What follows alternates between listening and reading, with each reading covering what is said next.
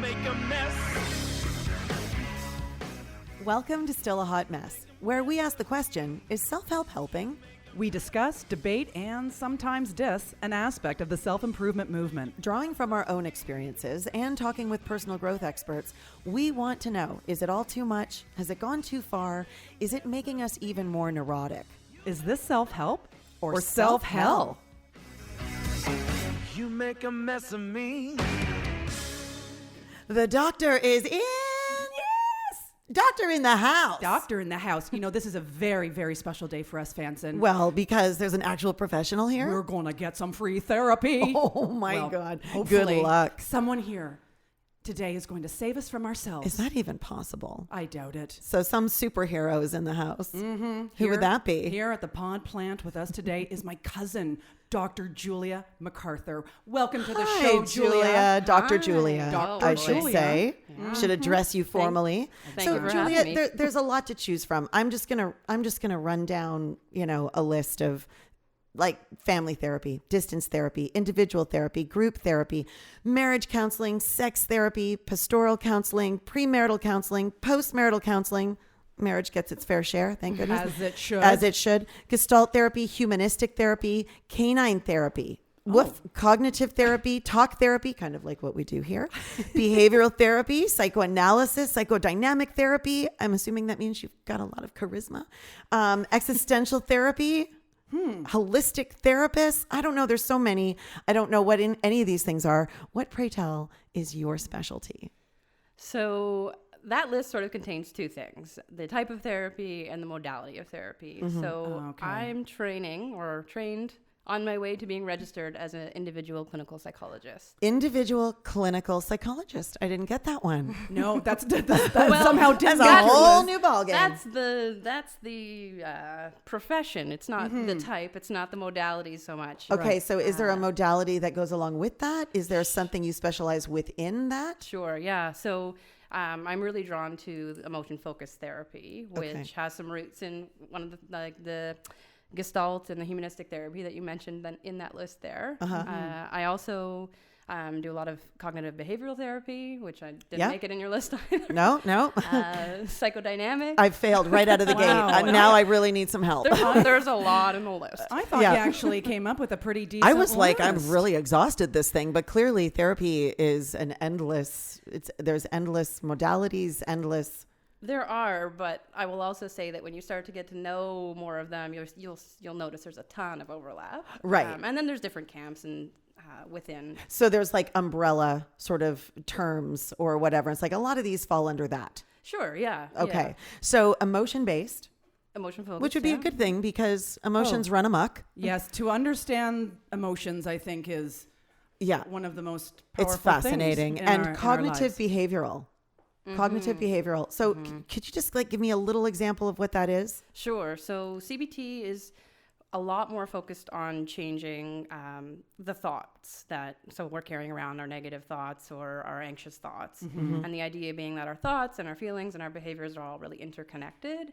And so if we can change the thought, we can change the feeling and then the subsequent behavior or response. So we know for sure thought comes first.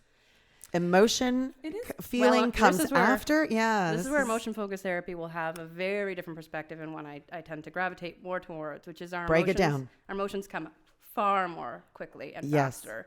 It's the fight or flight, right? You're not going to, if you see the lion, back in the day, if you see the lion, you're not going to be thinking about whether or not I should run away from that. You're going to just get the heck out of there. I see a wildebeest. Right? Like you're going to feel something first, and then you're Right. going to attach some sort of. Well, in that moment, you're Idea. probably not attaching a whole lot of meaning. You're just getting Just the heck getting the out hell of out there. of it. I think there's people who could argue that you actually have the thought I've heard that before before. that feeling. Like you can, like that there's a thought, then there's the feeling. Like the thought is so blink of an eye, right? And it's an instinctive thought, Right. followed by all that feeling, followed by thought about that feeling. And I think that's probably, again, I was talking about how there's lots of modalities with lots of overlap, and then Yeah. there's sort of different camps, and there's more of the cognitive camps, and Yeah. then there's more of the emotional camps. And at the end of the day, who gives a shit if the thought came first? Like we're dealing with let's just deal with it, Right. right? Let's not debate over what comes first. True. Let's, Yeah. just Because then Yeah. you're not really getting to the problem. No. You're just doing a riddle. Let's just sort out the emotions and the thoughts. I mean, Yeah, and who doesn't cares matter. what comes first? Exactly. Right. I don't know. Maybe a therapist would, but you and I, we just we're winging it. We have over thoughts, here. we have feelings. We have It's a absolutely mess. no idea Yeah. what we're doing with either of them. Believe me, we're a couple of hot messes over here. That's so right. I mean, I think that's why you brought me here, right? exactly. Oh my God. Oh, Do you think yeah. we're gonna get a little free therapy. Okay, hopefully. Well, Who I said this have was a free? lot of things that you may not want me to say on the air. I don't know. This could get very messy today. Okay, But is there a group of people that you work with? Are you a specialist in some area? So my training from the University of Guelph was largely child and adolescent focused. Beautiful. And so that's been the bulk of what I've done in terms of practicums and clinical experience. Okay. More recently, I'm kind of moving towards trying to get registered to work with adults as well. So Mm-hmm. Okay. Well, good luck with that. yeah. I think the adults have so many problems now. The kids need it too. But Well, whatever. you're Joking aside, you're onto something. I would think it would be extremely rewarding and heartbreaking working with children. I mean, it is super rewarding. Yeah, for sure. And I think that probably the most heartbreaking part is the fact that so many of us are walking around so wounded. Yeah, and it's usually childhood wounds, and we say this about, or I've said this about self-help. I didn't make this up. I'm sure someone else said it, but that we're all just reparenting ourselves, that we're reading the books to go, I'm going to fix the things that, messed up. And that's not to say that all parents are doing it wrong. It's just to say that we're all going to get our bruises in childhood. Right. Yeah. Right. And some in some cases are extreme, and we don't necessarily need to touch on those today, but that You don't want to get into that? well, we can. We can keep it light. It's Friday. I don't That's know. right. And you have said to me actually in the past that you kind of wish you could offer therapy to the parents as much as the children. Like Yeah. when you get into session with the kids, you're like, oh, now I want to Yeah. deal with maybe perhaps the bigger problem. Yeah, I mean, dare I say it? I think I've gotten a lot more bossy and assertive, and just sort of Good. better you're at 30 selling now, right? Yeah. better at selling my kind of what gets you the most bang for your buck. And largely, I mean, I'm not the one at home dealing with the blow-ups, and Sure. so the real worth is in getting the parents in there and supporting them to support those in the moment blow-ups. Help me help you. Yeah. Hey. Yeah. I mean, I think if I could do a redo in my life, I think I would work with children. Oh yeah. Yeah, I think I would. I just think it's really the most important thing because the formative years. they're our I'm a future. bit of a Freud fan,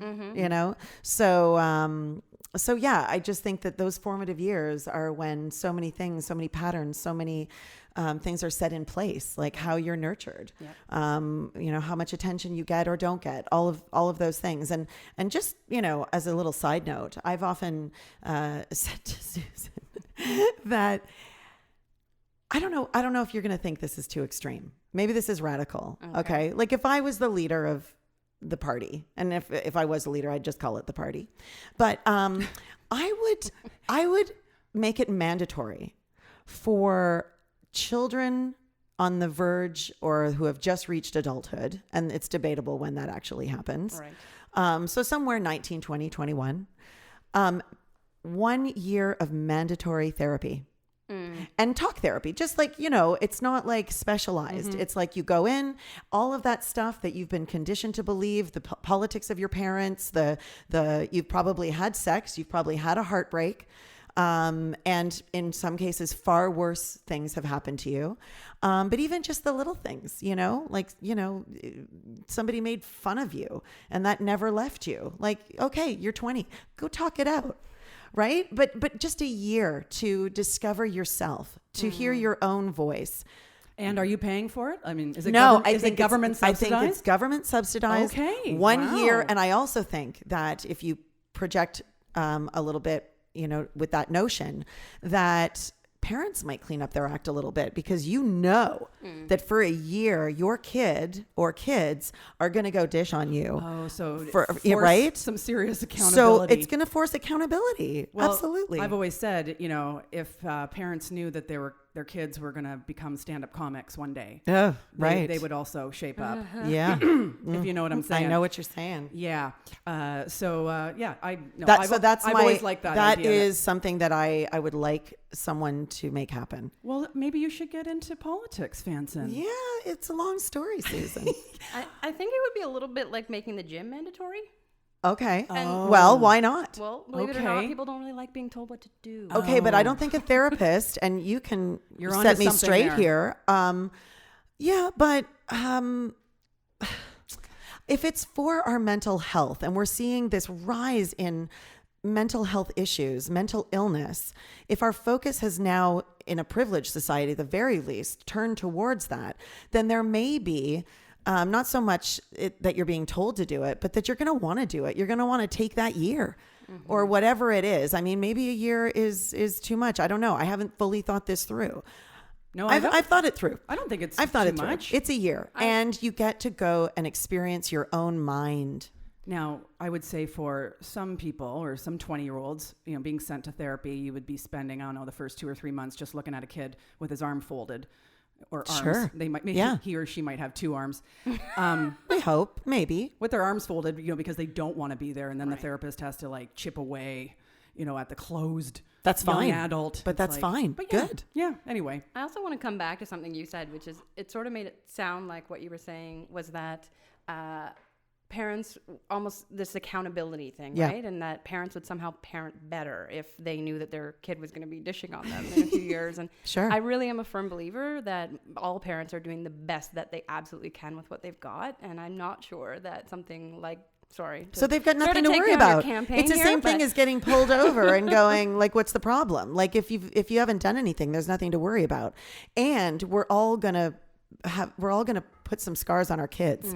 Do you know what I mean? No matter if you're the greatest parent of all time, how your child interprets what you do is going to cause something. Oh, totally. And so it's like, it's not a blame game. Right. And I think that, once you look forward a few generations and this has been put in place, then they become parents of children and children become parents of those who have already had that year to go, who am I? Right. Yeah. And there's some things I need to clean up. Yeah. And it has nothing to do anymore with your parents because now you are considered an adult. So now it's time to shape your life because there is nothing left to blame. It's working through that blame even. Like I just think that we move into adulthood with a lot of issues, and this is why self-help is a 13 million billion something dollar industry. Million, yeah. I should know the answer to that. That's all right. And like this is why. Yeah. So anyway, Hey, listen, I totally wish I had gotten into therapy much, much earlier in my not to life. mention there's some kids who can't afford to go. This would be like, you can go. Let's call them adults.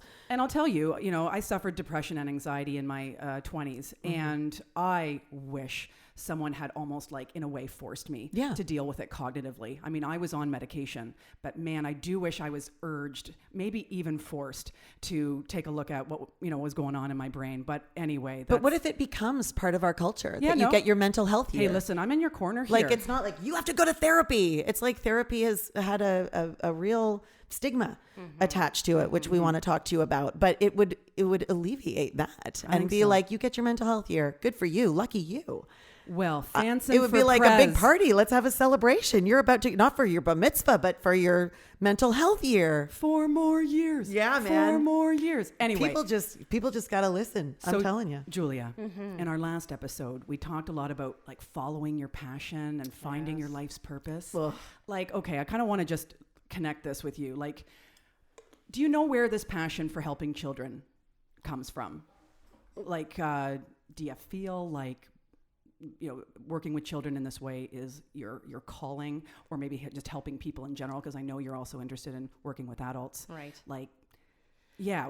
Adults are just grown up children. They're just Well, bigger children. That's a very good point. But yeah, kind of like, why are you doing Why this? am I doing this? Uh-huh. Yeah, great question.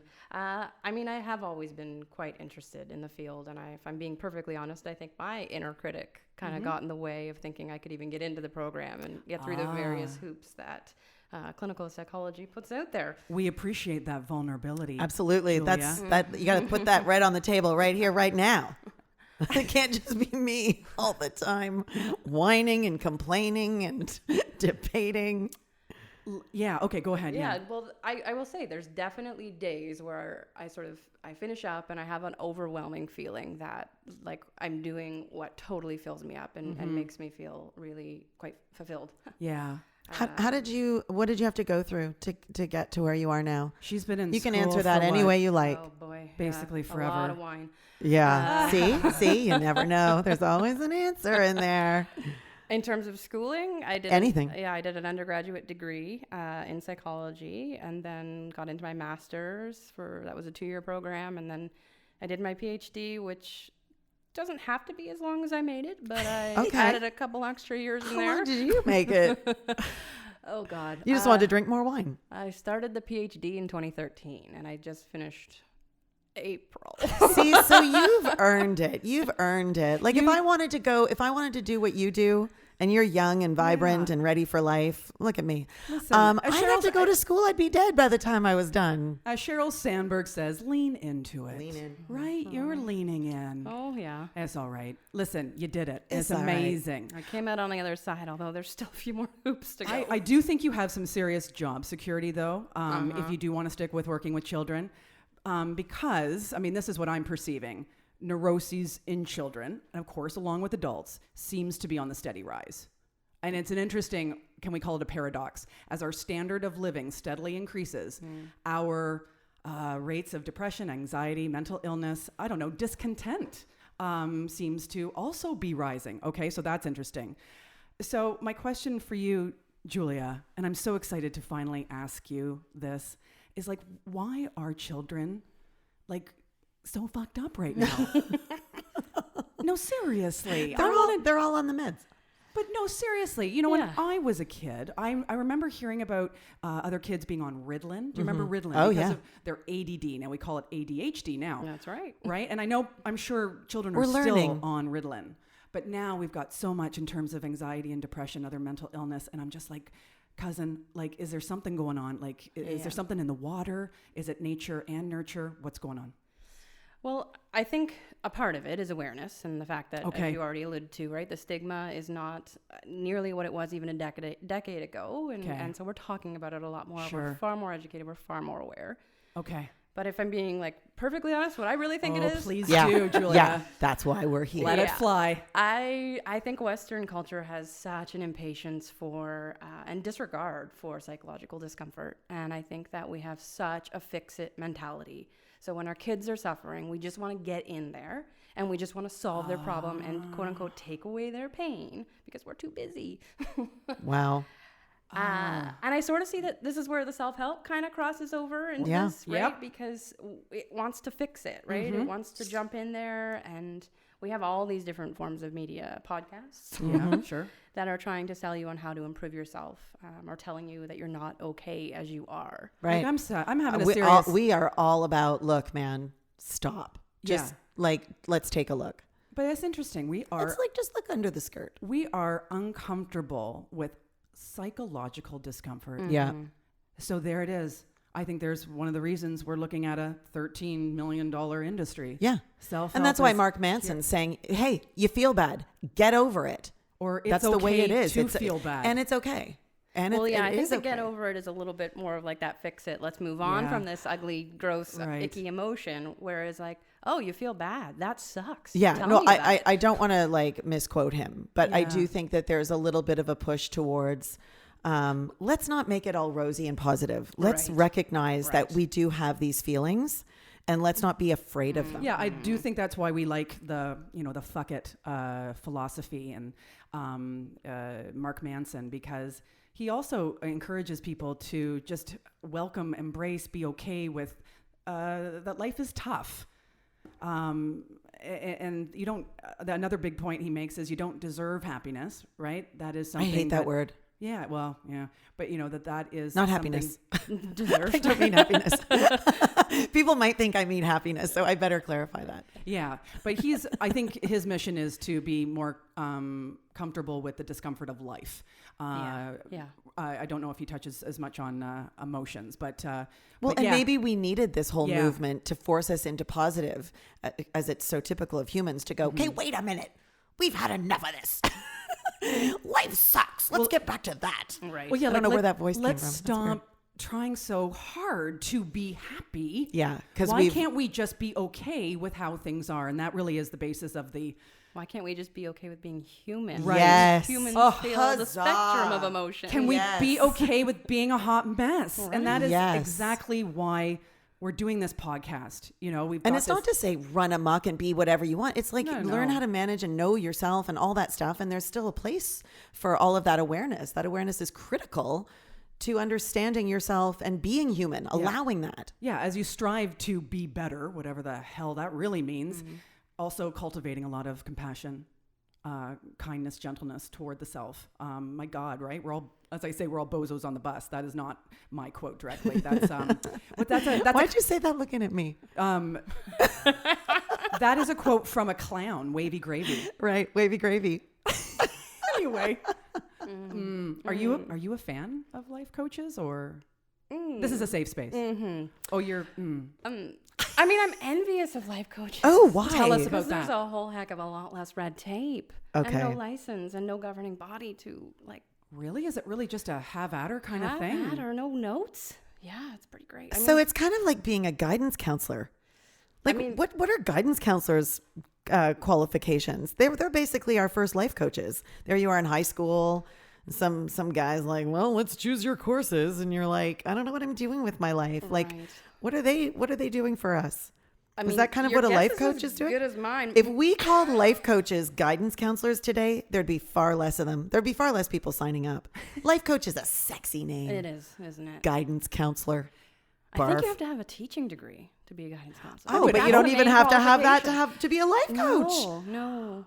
Guys. I think there is life coach certification. Okay, let's so, be- like, okay. there's Okay. probably some life coaches out there who do Certification not like me right online. now. Okay, I'll just step in right now because my partner is a highly certified coach. Oh, well, that's different. She's highly certified. highly certified. Attended Royal Roads University for that. Oh, Royal Roads. Royal Roads. Oh, I see. Exactly. Anyway, so like there is kind of the life coach that went on the internet Yeah. kind of thing Yeah. and took a quiz. I don't know, something like that. But there's definite levels For sure. to preparation. And I imagine there are Yeah. some really great life coaches out there who are probably more attuned to their clients than therapists. But who out holds there. them accountable? Well, I guess your partner would have to answer that one. well, certainly there is the Coaching Federation, International. Oh, there's a coaching federation? for sure. Oh yeah. I mean, when you get into like, I got a especially really weird image just now. when you get into like executive leadership coaching, that's also a whole other, that's kind of life coaching for the business world, Right. Which Your my partner reviews does. are about to go real downhill with this. No. We're getting it. No. I just want to Okay. know what does a life coach do? What are their qualifications? Who holds them accountable? Now I know there's a coaching federation. This is Yeah. all good news. I've worked with a life coach, by the way. Sure. I mean, I'm a big fan. Basically, I've come to understand that it is a motivational interviewing. That's if you want to call it the modality of coaching. that is a modality. Motivational. So honestly, my coach Lucy, she just asks me a bunch of really good questions, And she's I- listening. Oh, for sure she is. Yeah. She's and I'm like, with the answering of the questions, I also gain a lot of clarity. Now, of course, therapy is. So life coaching is therapy light. Can we say that? Can we say that? Is it even You can say close whatever to the that? heck you want. Well, we could, but I don't want to say it as it's like it's fact. I think that there's different kinds of people who are going to be drawn to life coaches. Okay. That may be more the kinds of people to pick up a self-help book, and they're more about the life improvement kind of movement. And Right. whereas people who are maybe recognizing the emotional avoidance or those patterns or wounds we talked about, they might be the ones that are more likely to go to a therapist. Okay, well, this brings me to a very important question. Okay. How many self-help books would you have to read to equal one good therapy session? Like if it was like a jar of jelly beans, you know what I mean? Like you got to guess, like wild guess or professional opinion. I don't know. What do you think? I mean, I think I can only answer that if the jar of jelly beans is empty.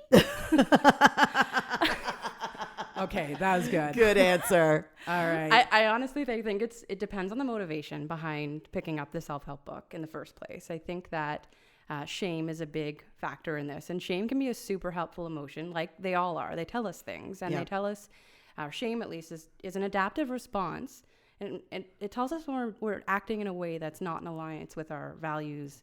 And it often stems from basically a fear of being misjudged or rejected by others. And so it increases our motivation to either hide or to change.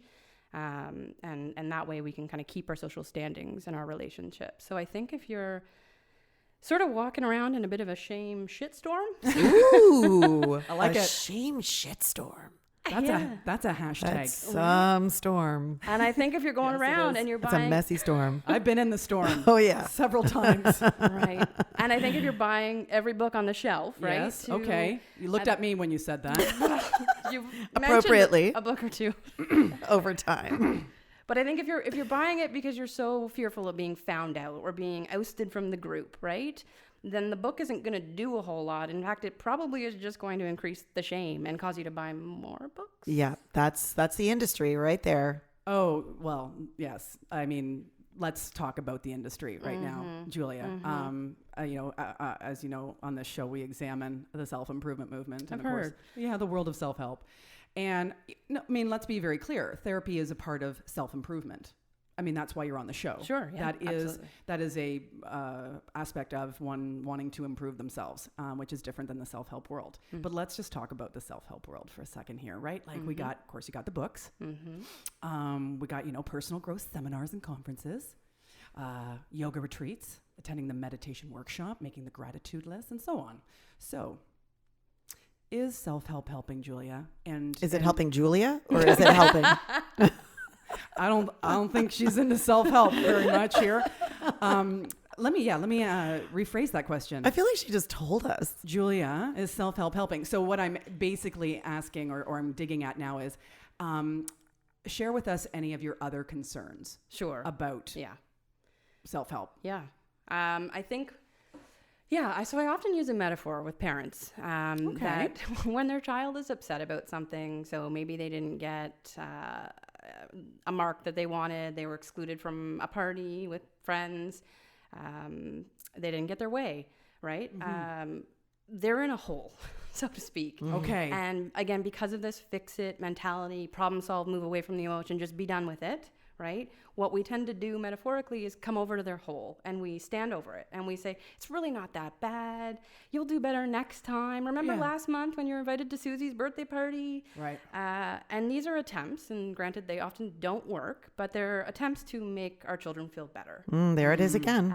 And that's sort of the way I see self-help. I right? think I know where you're going with this. You've got these big wigs who are kind of claim to have it figured out, right? Yep. And they come over to our hole and they see us down there suffering. I don't know if I like this. Just maybe a little social distancing from my hole. Bend over, Fanson. And anyway, they're coming over to our bloody hole. Oh boy, I shouldn't have added that. It is getting messy. Oh, it is. It's good. It's good. And very warm. Are we all sweating? So warm. Oh gosh, I hope I lose some water weight. It is about 90 degrees in here, everyone. So hot. Honest to God. And it actually makes it worse when we laugh because it just heats me up. Okay, so So they're coming to our hole and they're Yes. and they're Yes. saying, Right. look at it this way, you'll feel so much better.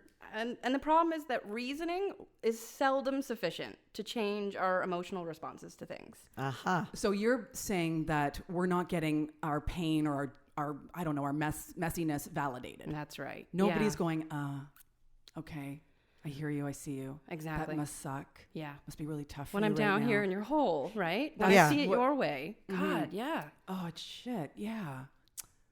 So And so we don't, so essentially, give me one of those examples again. So your kid didn't get a great mark, and you go, oh yeah, oh that's that's Well, too bad, but you'll do better next time, Right, yeah. So it's the encouragement, for example, that is causing more of the problem. Because I would say, okay, so you got a bad mark, like why, what happened, Right. You know, And so what's and the you start goal of to that? ask your child about their situation, have them explain it to themselves by answering your questions. Like, instead of giving them all the answers and feeding their little brains as parents do, what about listening and having them figure it out by saying, Why do you think that is? Like, oh, well, I didn't study. Okay, well, now we're on to something.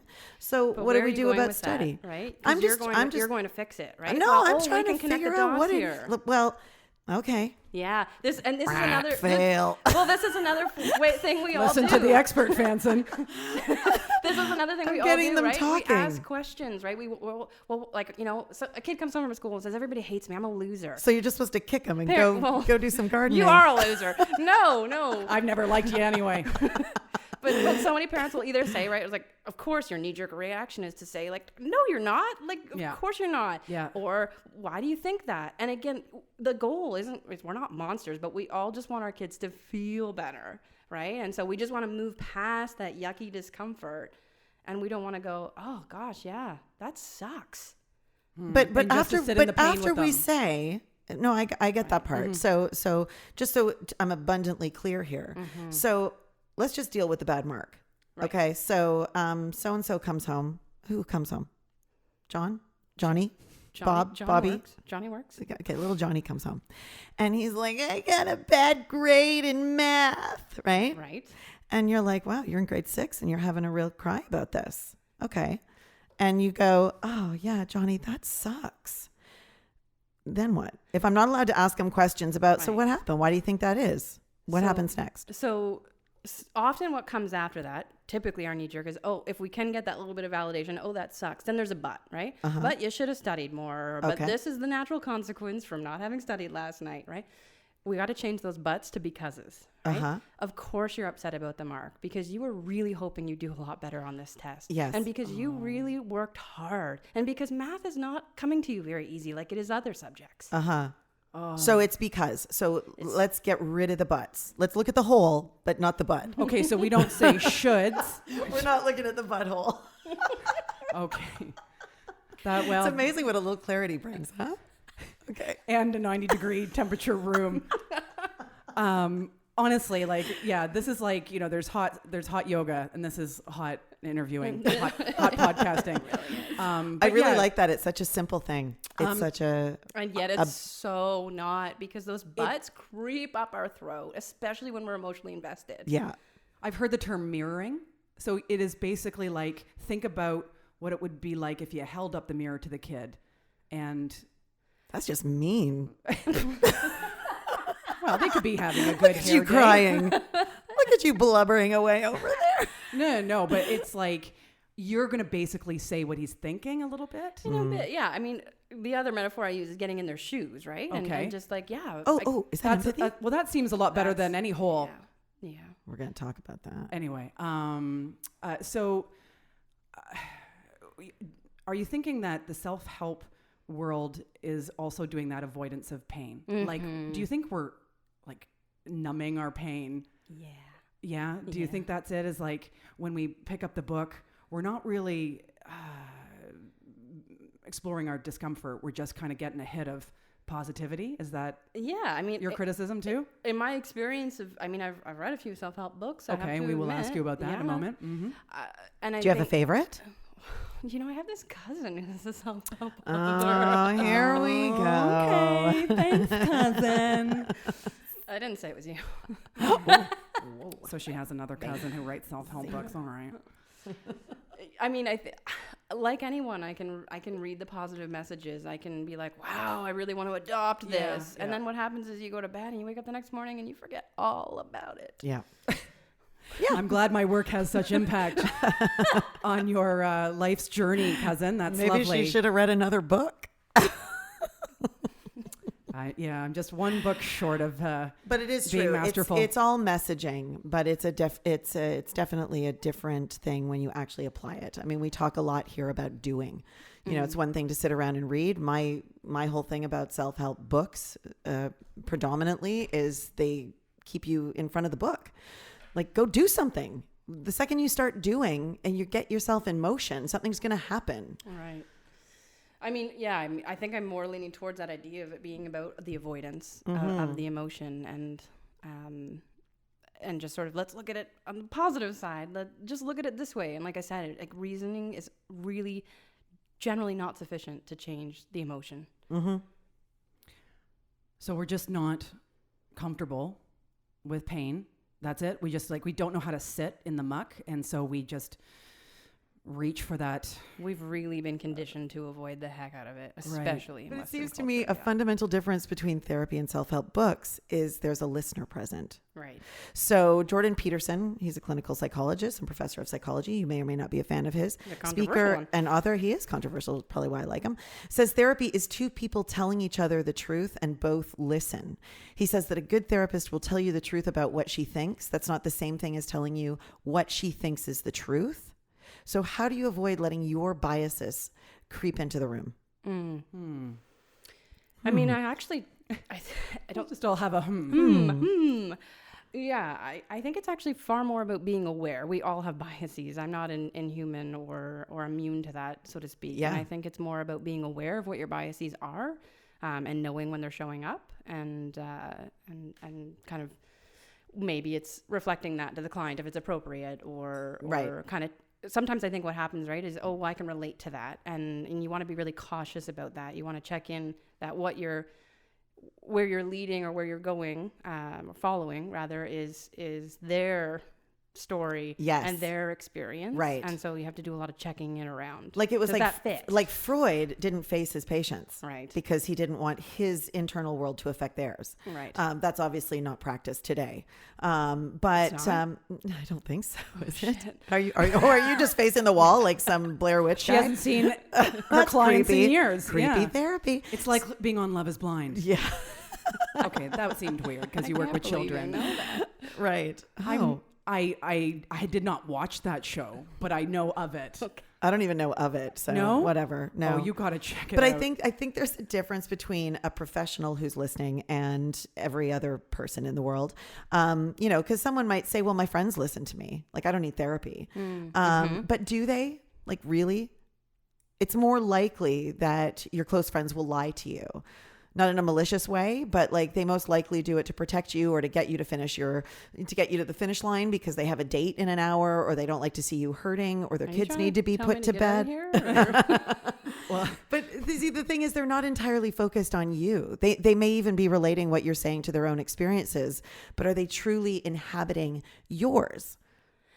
I mean, it's unlikely to be the case. And I think this is why, even for parents, right, who are trying to validate, it's so hard to do that when we're emotionally invested in the other Yeah. person, right? And it's really hard to take that part and, Yeah. and pull it apart. Yeah, like if you share a problem with your partner, they might become defensive or frustrated by your pain or perspective because they have a stake in the game. Exactly. Right? Yeah. So point is, few people engage in the art of active listening. Right. Few people even know how.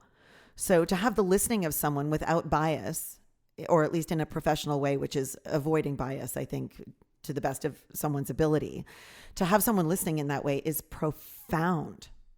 Yeah. Is listening your superpower? Da, da, da, da. I mean, when I'm in a session, maybe. Yeah. If you ask my partner when Well, I that's get when home it after matters. a long day, he wouldn't say so. Right. So you got to pay her. Right. That's basically what we're saying That's here. the underlying thing. Yep. Fuck, if Yeah, we pay it'll- people to listen, You want me to doesn't listen? matter It's what going to cost you, yeah. honey. It's going to cost you. Take me to lunch. I mean, it's a different level of listening, and I think they can. I mean, no, I don't just do it for pay, but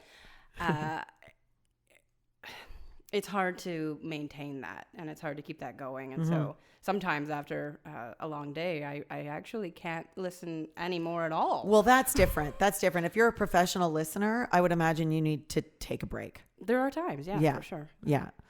Yeah, like I don't know if you're gonna ask this question or not. Well, anyway, You go. Yeah, it sprung to my head. It sprung to my head Ooh, pretty. The thought came first, huh? only because we got Yeah. talking, Were you feeling it or thinking it? we got talking about this as we were planning the episode, and now I don't know where the hell we are in it. But it just got me thinking, like when you like everyone, we have this we have these days when we just don't want to go to work, right? We just don't feel like going to work. And so what's that like for you when your job is to like listen and care about people's stuff? You know, what's that day like for you when you're, I don't know, just not into it? Do Yeah. you just have to fake it? I don't know. I mean, I honestly think I'm pretty fortunate. Like, Okay. of course, there are days where actually getting into the office is tough, but I think once you are really quite attuned and in it with Right. a client, the rest goes away. Hunger, needing to go to the bathroom, time. I mean, you have to pay attention to the time, of course, but like being with someone's vulnerability is really quite a gift, and I have a lot of gratitude for that. And it. The day of not wanting to go in is gone once I'm with the client. Oh, wow. I know that sounds a little Do hokey. you, doesn't do you it? ever have a client that you don't like though? And how would you deal with that? Like I know I think of it like a criminal lawyer if they don't like their client, but they still have to, get them off or try to, or like an actor who doesn't like their scene partner. Right. Like there are methods that you can deploy to deal with that. Are you allowed to say I can't work with this person simply because I don't like them? Yeah, I mean, I think that obviously fit is a part of the process, and I think actually it's a huge determinant around the success of the therapy is the fit between the client and the therapist. But I will say that when you get to connect to a client's vulnerability, you can almost always find something that you like about them. I love that. That's So important what you just said. and it's And true. for everybody. Yeah. To connect with anyone's vulnerability, you're really becoming just two humans together. And yeah. Yeah. So great. you've never fired a client. You're like, I cannot work under these conditions. I have not had that experience, but I will say, like, yeah, clients are going to trigger things in you. You're going to trigger things wow. in them. And so Okay. there are some times that you have to make the decision to maybe refer on to somebody who will better serve this client. Interesting. Okay, so you can maybe feel that maybe you're not the best match. But And yeah, so, yeah, okay. yeah. I mean, All right. I think it's a disservice to the client if there is going to be something that gets in the way. All right. But I have not had the experience of firing. I woke up the other day with like a massive pain in my foot. And it was like shooting down my toes. Wrong doctor. Yep. Oh, never mind. Yeah. So, Julia, what's going on with my What's foot? wrong with my foot? Sure. So I Googled and I came up with like 3 possibilities. Then I called my doctor and my doctor called me back and he went down those 3 same possibilities. And I was like, dude, did you just Google that? So I'm just wondering, does that ever happen to you where you're like, I don't know what's wrong with this person. And you got to pick up a textbook or Google? Yeah, I think I have to own the fact that I don't put a ton of emphasis on diagnosing or diagnoses. It's not to Okay. say that there isn't a role for Why? that. Why? I think because from the perspective, the EFT perspective that I tend to work from is that quote unquote diagnoses or mental health difficulties, they're seen more as symptoms of unprocessed emotional needs. Great. And difficult life experiences. I fully agree. Yeah. And so if you're depressed or you have anxiety, it's more about There's a reason. right. Well, it's more about those unmet emotional needs. I actually have you to thank for being in therapy. I would like to just publicly thank you, Julia, because you had one too many conversations where I beat myself up the entire time. And you finally one night, I remember, you were like, please go and deal with that inner critic of yours. I remember that night. And I would like to also say, in addition to that, you have read so many self-help books, and therapy is something relatively new to you. Yeah, I've been so for a year now. I think that's a very important. I love that you're bringing it up because it's such an important point about this podcast alone. Is like you've read all the books, and I still hate myself. and you still had to go to therapy, and you felt that therapy has really kind of got you to stuff that you never even touched on before. Oh God, yeah. Got you to the down and dirty stuff. Well, I mean, It takes guts, man. thanks. Yeah. Thanks, buddy. You're welcome, dude. Well, yeah, you dig into your own personal bullshit or your own pain, the emotions that you have. Like the book is just never going to be that customized. No. It's just never going to push you the way Not that. quite personalized. You have to be on board to go where the author's going, right? Sure. Meet them where they're at. That's not- true. But it's never And going like to, I've said, I think a lot of these self-help books are memoirs. They're really just Sure. people going, Yeah. so I had this problem and I fixed it. And now look at me. And then you're like, oh, I guess I can do that too, but I'm still a loser. I'm still down here in my hole. Yeah. Still, Hey. come look at my hole. come here, get into my hole. But like, okay, I don't know, like, was I just like red flag, like, oh God, you need to go to therapy? Like, is there really like a time for someone to pursue therapy? Is there like a real defining moment? It's like, when? Apparently at 20 when Kelly. Yeah, That's at 20, right. guys. What I'm saying is make it natch. It's totally natural. We just go to therapy when we're 20. We have our mental health year. Huzzah. Your mental Welcome health to year. society. I'm telling you, Hey, if anybody listen. out there is listening and they want to start a movement with me, I'm down. I'm down. Well, I anyway. will say, I don't think most people are going to be pursuing therapy, right? If when things are kind of going well, right? Oh yeah, you make You're- a Oh, yeah, point we there. never do things when they're going well. We're like, when things have are another workable, shot. Yeah, you don't learn or grow when it's all, easy Not easy really. peasy and No. all good times. Yeah. Yeah, and Right. I think you do have to hit somewhat of sort of a rock bottom, so to speak, in one aspect or area of your life, because else where else is the motivation to make the change, if you weren't in that place first. But I'm also like, how nice would it be if we could all go to therapy for the sake of going? I know. Yeah. Yeah. Honestly, And I think it's that been it so only profound for comes me. from like the stigma of, oh, if you go to therapy, you've got major problems, right? Like when I was growing up, I think that was sort of word on the street, like, Yeah. ooh, Unfortunate. so and so's in therapy, Yeah. right? But Yep. now it's like, yeah, go to therapy. I got a therapist. Yeah, I talk to, I go every week or whatever. Like, Because you're a human. yeah, you're just going to talk it out. My parents have both passed away. And honestly, I mean, I don't go all the time. I did go to a therapist for a number of years. But I still go to him to check in. I'm just like, you know what? I don't really, I would go to my parents with this, but something's kind of rattling around in there. Right. What do you think? Or whatever. He's not going to tell me what to do. That's not his job, but I'm just talking it out. Yeah. I think we use therapy for different reasons, and there doesn't need to be a Julia, stigma you about have it. said to me a few times over the years that, or you've kind of questioned, like, so many people work out their bodies. Exercise is so important, everyone. Fitness, fitness, fitness. And it's like, what about the health of your noggin? Yeah. The thing on top of your shoulders. Well, How's and- that doing? And I've often said, in regard to that, that when you go to the gym, if you go on your own, you'll get so far. That's right. But when you work with a trainer, they're going to push you beyond your limit or get you, really work those muscles, so you see a difference.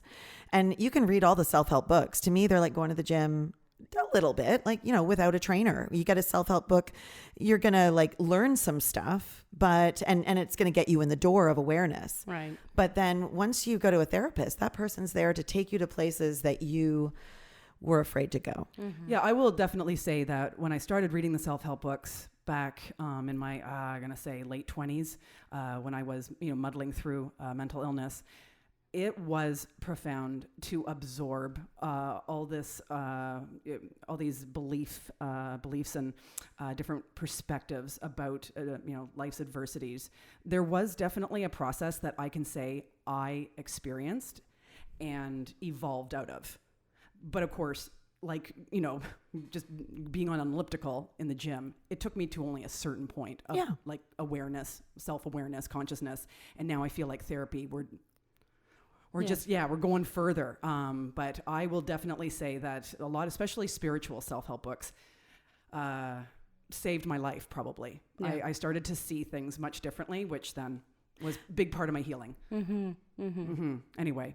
I also think that there is an enormous amount of shame that we deal with just learning about ourselves.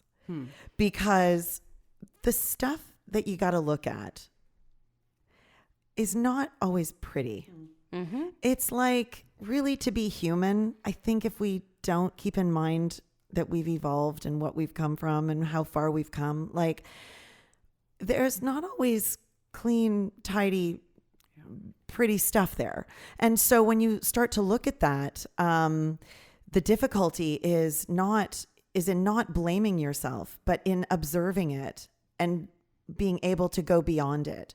Right. So like, if it's like, these are the thoughts that I have, they're not good thoughts. Well, that doesn't mean that's you.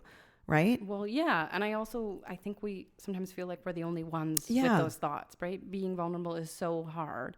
And so then there's this judgment that comes along with being human. And I'm different because I think these thoughts, or I'm different because I have this messiness inside. And it's and we're not different. No.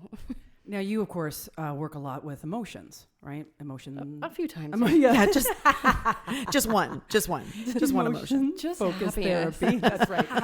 You just try to make people happy. That's right. Okay, so I don't know if you've heard this episode because I know you're a loyal fan, but we recently did an episode about meta feelings. The drinking episode. That's yeah, right. what's the drinking I love that episode? you're a fan of our show. Okay, of course, meta feelings. I'm not saying this really for you right now, Julia, but meta feelings are the secondary feelings that arise out of the judgment of our initial feelings. Right. Okay, so because self-help books emphasize the importance of being happy and all zen about things, we now judge feelings like sadness, fear, and anger as negative, which results in meta feelings of like shame and guilt. So what do you have to say about self-help creating these meta feelings? Do you just want to burn down? Do you want to burn down? You want to burn the books? You want to burn the books? burn Do you want the- to burn down? Are we gonna Indigo? have a book burning party? Book burning. That would be a great way to end the podcast, wouldn't it? Yeah, and mine will be on, Torch them all. and mine will be on top. Is it difficult to turn your therapy switch off? I'm asked that a lot, and my knee-jerk reaction is to say no. And I also wonder if that's a bit of a blind spot. I think that There's a good self-help book on blind spots you could read. There's a book on everything. Everything. Everything's a thing, by the way. Everything's a thing. I think my family would attest to the fact that when I first was introduced to this validation, that I became a bit of the invalidation police. So maybe in that way, It's hard Yeah, not hard, to sure. want Yeah. their lives to be better. It's kind of a bit like fixing, but or like validate me. Right. Yeah. Okay. Yeah. But I am still human, right? And I think Yeah, in the you're same way allowed. that it's super hard for parents to do the validation thing because again, that emotional investment piece, like I'm emotionally invested with my loved ones, and so I'm not always going to be able to validate. I don't. right. Yeah. And this only sort of goes back to our previous episode on purpose, life's Yeah. purpose. Yeah. But just of this feeling that what people choose has come from, and you and I were talking about it before the show, comes from their childhoods and like things that maybe they were lacking or it's been embedded in you somehow. And that's fine. That's fine. But I don't know about this like purpose thing. Like, I just don't know as it just like a shot of lightning. I think it's like we're all formed by we're born and then we're thrust into this being. And I think you said something on that podcast just sort of about you're kind of doing it and then you can kind of shape the meaning around that, right? Yes. And I could absolutely say I'm doing exactly what I'm here to do, but I also wanted to be a movie star at one point, and if I Sure. was in Hollywood right now, I'd probably say I was living my life purpose as well. Exactly. Sorry. Oh, I love it. That's all right. Love I'm just it. over here trying not to expire. But so like, just to circle back to, those meta feelings, it's like, so therapy is asking us to just like view all emotions as equal, right? Like Yeah. the fear and the anger and the sadness is just as natural They tell us and things. important Yeah. as the happiness Yeah. and the enthusiasm. Or Self-help is telling us that? No, I No. think self-help, and I think that's kind of the criticism of I see. Okay. of I'm clear now. therapy is, with such an emphasis on feeling good. Yeah, for sure. We are now perceiving things as, these negative emotions. Yeah. There's no such thing as a negative emotion, right? I mean, Julia? that's the meaning you're attributing to it, right? I Exactly. mean, there's more difficult emotions to sit with, and I think those are the ones that we call negative. There it is. Yeah. There's more difficult emotions to sit with. Right. There's And- what Shakespeare I've had said it. it. Yeah. Nothing is good nor bad, but thinking makes it so. My I think it goodness. was in Hamlet. Wonderful. I think I Rosencrantz should know that. said that to Guildenstern. I love that you know that. I went to theater school, Fanson. Oh, yeah, that's true. Okay. Not an asshole. Thought I over was the here. only thespian in the Oh, room. I just really I do want to know, okay, yes, maybe you have read my books, but is there any other self-help books that have, got your attention, has made an impact on you? Like, do you like any self-help authors? I mean, I like The Cousin. I've read the Book of Awesome. Okay, Neil Pastorius. Yeah, Okay. yeah. Mm-hmm. But again, my issue is I'm like, okay, I'm buying into this. Yeah. And then I wake up the next morning And you're not doing your gratitude list. No. You're not. She's not You're doing not it. appreciating the She's not small doing it. things. Yeah. No. Oh, Julia, wow. you Jeez. just failed at self-help. Now, okay, is there any self-help author that you cannot stand? Like, is there someone you wish would stop talking? Come on, we want to know. She's not I'm listening. pleading the fifth. Okay, I'm gonna tell you. Okay, Fanson, this was one of my favorite moments with my cousin. Okay. So we're talking about the self-improvement movement and the self-help industry, just kind of off the cuff, and probably we're talking about the podcast, and the topic of Rachel Hollis came up. Oh, I'm right in the middle of that book.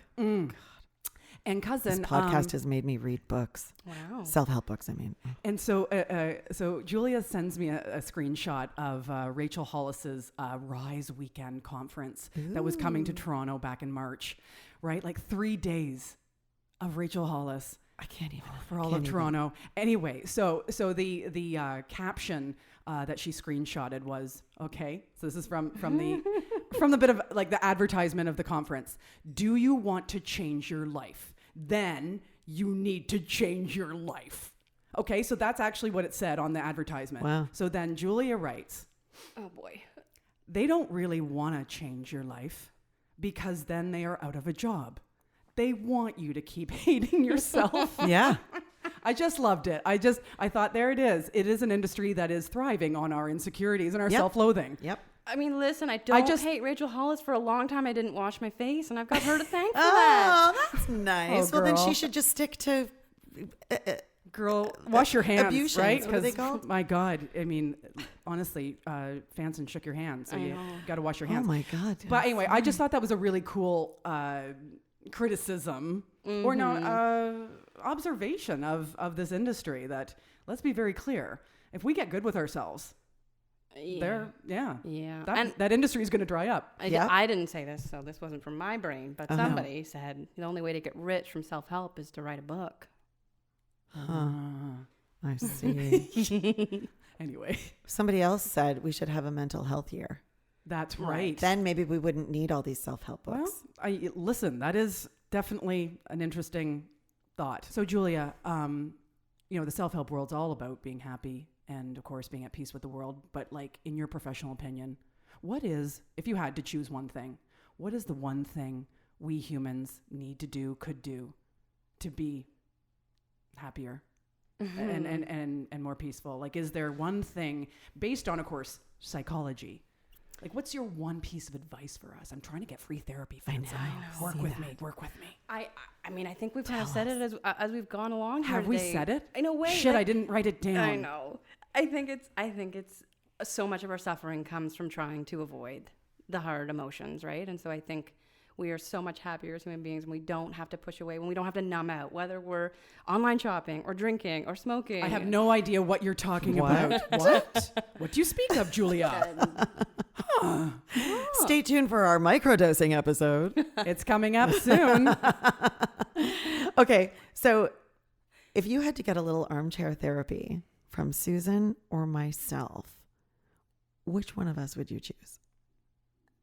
I'm wondering if what you're really after is maybe who do I think might be the better therapist? See, you just therapied me. I just think it's a great question. I just Well, wanted her you're to the- have to choose. You're the listener. That's true. Yeah. I don't know. Well, Julia, are you going to choose? Choose, Julia. Come on. Come on. Just choose. Answer carefully. Okay, I don't think she's talking. Nope. Nope. Okay. Smart therapist. Yeah, she's just gonna not answer that. Is it Fall time? asleep in this heat. I know it's so hot. Oh yeah, Is hold it on, time? Hold Is on, it she's time? passed out.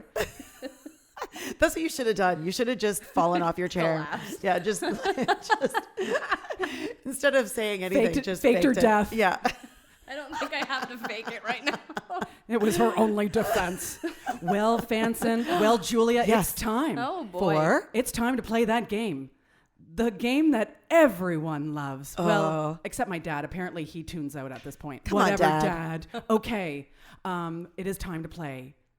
Name That Guru. That's right. That's the time in our episode when Fanson and I read 3 self-help quotes to each other, and we try to guess who the hell said it. That's right. Who would always- like to go first? And Julia, you can join in. Okay. Yeah. You can help us. First. Okay. Well, help us, Julia. Help us. Okay. All right, Fanson, you. Me first? Sure. Okay. How bold one gets when one is sure of being loved? All right. Well, living or dead? It's a 20 questions kind of thing, right? Is that where you're always going to start with me now? Well, I mean, Does it sound like old? Or does it sound like that would apply today? How bold one gets when one is sure of being loved. I love that. It actually does So sound like true. Shakespeare, Oh, but obviously not. no. You're like, what a good guess. Should I set the buzzer? Ding. Freud. Oh, okay. I should have guessed that. I know. That was for you. Yeah. All right. Okay. Susan, over to you. All I right. think he was that profound. I just went with, there's a bit of a theme. It's like, There's always a theme. I don't know. I'm setting a timer Just on you. and I'm gonna- annoying. I mean, that's my theme for today is kind of annoying. Or buzzer I don't know, sound or is just weird. Okay. You must choose to be happy, grateful, and fulfilled. If you make that choice every single day, regardless of where you are or what's happening, you will be happy. How annoying is that, eh? It's even how you said it. Uh-huh. Now listen, guys. Is this it isn't Rachel? a stretch. It's Rachel. That's right. It's a Rachel Hollis Yeah, we quote both could have gotten for that. Julia Yeah. and for you. Rach. All right. Rach is getting a divorce. Oh, yeah. know. Anyway. Rachel, I know. I heard. Oh, we'll dish on that in a bit. Here we Like, go. in another episode because we got to get out of here. I know. And people are like, what? The purpose of life is finding the largest burden that you can bear and bearing it. You're looking at me like I'm supposed to know that. Do you like it though? The purpose of life is finding the largest burden. You can bear and bearing There's it. something about that that's a bit like grit through it. Don't feel the feelings that. Yeah. Stiff upper lip Yeah, kind of a little thing, bit pulling eh? the bootstraps. Oh, that's what you Oh. don't like about self-help. It's pull up your bootstraps. That's the term you use. There it is. I remember you said that to me one day. You know what? I'm going to say Jordan Peterson. You're right. Way to go. Ding, ding. Ding, One for ding. Susan. Yeah. All right. Okay. Here's my second one. God. The only people without problems are those in cemeteries. I mean, Oh, yeah. I got to tell you, he's nailed it. And Yeah. it's a he. Okay. The only people without problems are those in cemeteries, I guess. I mean, what motivational speaker thinks like this? Tony Robbins. You got it. Nice. Wow. We are doing very You well are today. doing really well. We are. It's not usually like this. It's I because there's a know. professional in I the room. Okay. We're pulling up our bootstraps. What I am is good enough if I would only be it openly. I like that. Isn't that nice? Big What fan I of that. am Oh, is good Julia enough. likes that. Oh, Okay, so got a little validation from the therapist. What I am is good enough if I would only be it openly. is it a philosopher? Is it a writer? Is it a... Well, it's not a self-help author, I can tell you that. Well, yeah. Give me an arena, please, Fanson. Throw me a bone. He's a psychologist. Okay, well, I'm trying to think of the ones that you talked about here today. I'm going to say Carl Carl Rogers. Rogers. Yeah. Yeah. Giving a shout out to my bros. Yeah. He was a great listener. All Wasn't he? right. Okay, here's my other. Here's my Yay. other. A lot of people do have tragic childhoods, but you know what? Get over it. Ooh. Okay, so what motivational author from the 80s It's a talked woman. like this? Oh, no, boy. it's a dude. It's a dude. A lot of people do have tragic childhoods, but you know what? Get over it. That's another one of those pull that Yes. strap. I'm glad you're spotting it. Oh yeah. Well, you know, we can normalize these things now, right? God, who would We that call be it- in the you know, 80s? Yeah, like he was kind of like real no bullshit. Just come on, get it together. Like he, okay, big clue here. Yeah. He's famous thanks to Oprah. Of Oh, Dr. Phil. Phil. Yeah. You got it. Oh, barf. I know, Oh, but I barf. told you that my theme today There was. should be certain things we shouldn't say annoying. in this room. I know, but I did give you that theme of annoying. Thank you. All You right. did. I Actually, did. appreciate that. I do. Yeah, I'd always try to show up with a theme. Thank you. To help. Well, Julia, Julia. thank you. Dr. Julia. Thank you. Thank you so much. Yeah, for, this has been a real pleasure. sweating at the pod plant with us today. Yeah, let's all go get a nice mint julep. Yeah. I mean, and let's just hope we lost 5 pounds. I'm sure of it. I'm hoping. Well, you're Kelly Fanson. And you're Susan Stewart. And we're Still a hot mess. You make a mess. We'd like to thank our sponsor, Purple Jade Wellness Center, for your support. Thanks also to Monkey Junk, the Juno Award-winning blues band consisting of some of the best people and musicians we know. We'd also like to thank and give a 3-minute hug, because self-help says that's more meaningful, to the Podplant and Mike Wixon. And thank you, Fanson. And thank you, Susan. You make a mess of me.